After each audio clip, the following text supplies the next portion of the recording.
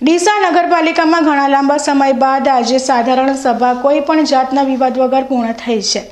પાલિકા પ્રમુખના અધ્યક્ષસ્થાને મળેલી આજની આ સાધારણ સભા માત્ર 2 મિનિટમાં પૂર્ણ થઈ હતી।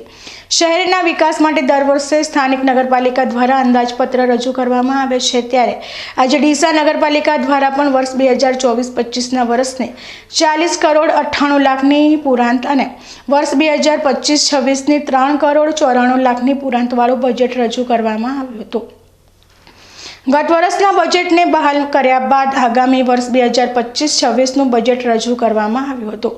આ બજેટમાં 209 કરોડ 23 લાખની આવક દર્શાવવામાં આવી હતી, જ્યારે 205 કરોડ 33 લાખનો ખર્ચ દર્શાવવામાં આવ્યો છે। આજે રજૂ કરવામાં આવેલા અંદાજપત્રમાં આગામી સમયમાં નગરપાલિકા દ્વારા ટાઉન હોલ બનાવવાનું આયોજન કરવામાં આવ્યું છે।